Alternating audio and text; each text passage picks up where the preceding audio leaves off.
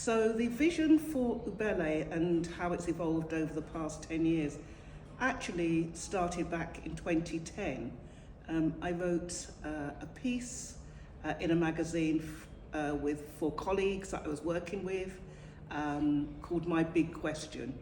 And the colleagues that I worked with are part of a company called Rios Partners, a global consultancy, and they do big systems change work. So I wrote My Big Question because I was curious about the sustainability of black communities in the UK. A year later, I worked with a young woman. We co-wrote a concept note for Ubele, which really was blue sky thinking.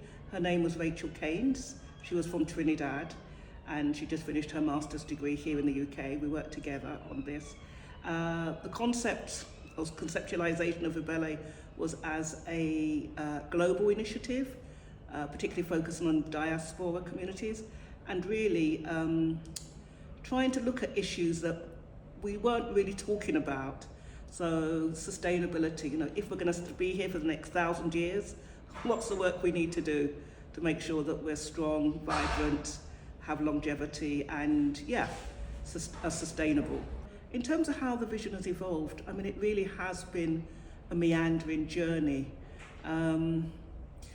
I think in order to make something happen that you kind of see in your mind's eye, you have to be really open.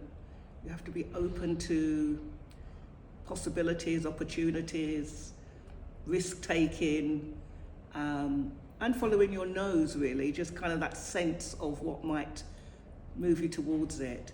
So, a big part of our work in the first few years, and that really grew from about 2015 onwards, was really the international dimension of our work. That's been a significant 6-7 year sort of meander, and it's taken us to 28, 29 different countries. We've actually taken over 900 leaders, predominantly black leaders, to those countries, and we've worked in partnership with a whole host of organisations in mainland Europe. So it's really been a lot about leadership capacity, and as well as sort of finding and being embraced by Wolves Lane back in 2017, when I was asked to go and run some workshops around food and space, because what we were hearing from those early conversations was that we were losing our community spaces and that our leaders were getting old. We needed a next generation of leaders in communities. So that's been a real theme and been central to the vision. People and place, our people, our places. And so we've kind of followed that theme. We've held it lightly in some regards, but also we've held it intentionally, that actually we've kept our eye on the vision. So everything that we've done has most of what we've done, the vast majority of it, has actually kept us on track to the point now we've got a magnificent space at Wolves Lane, and we'll also have been over the years, we've helped a number of organisations with their spaces, and now we've ended up with a national initiative which is helping, over 30 organisations with their spaces and their leaders. So it's been magical, and it's been bloody hard work, so I better take that one out. And it's been magical, and it's really, really hard work, but it's also very gratifying. So one of the biggest challenges we faced, and still face to some extent, is the belief in what we're doing, not from ourselves, but from others. And so pre-COVID, the work we were doing was not seen to be very sexy. Talking about anything black was not sexy. And black leadership, I think that was even more of a challenge. So we didn't really get much of a hearing or a look-in by funders. There's no doubt about that. As I always say, although the years are rolling by, I've been full-time CEO since 2020. Prior to that, I was very much part-time doing bits and pieces of projects, worked with Ubele along with my colleagues, and then I was teaching at Goldsmiths till late 2020. So it was only when COVID really kind of hit us hard and deep, and then Black Lives Matter, George Floyd being murdered, that we the white funders sort of stopped and took notice of some of the things we were doing and saying through and finding through our research, saying through our community conversations, and doing through the work we were doing in communities, that we kind of came to, you know, prominence in the sector. And we didn't even see ourselves as part of the sector. We were just doing our own thing, really. We weren't part of any sector. So those have been some of the challenges, being recognised, and the work being appreciated by the wider system. But we know the work's been heavily appreciated by our communities because it's what they want, and they've been very supportive and engaging. How we've overcome those challenges, I think just by staying true to the vision and being clear about what that is and really strengthening that. And therefore, you know, in terms of talking to funders and talking to strategic partners, we're clear these are things we want to do, because we know we've got the evidence for what we're doing. We've got a plethora of research actually we've done, as well as practice and learning. So I think that the challenges have been, the biggest challenge has been what some people say as building the track while driving the train. Someone said to me this morning, you know, flying the plane while building the runway, but basically trying to build an organisation as well as to deliver high quality, effective, much needed work. That's been the biggest challenge, balancing all of that. And we're still very much on that journey. Question, I started to laugh because I thought, sometimes it feels a bit of a dream and sometimes it's a bit of a nightmare.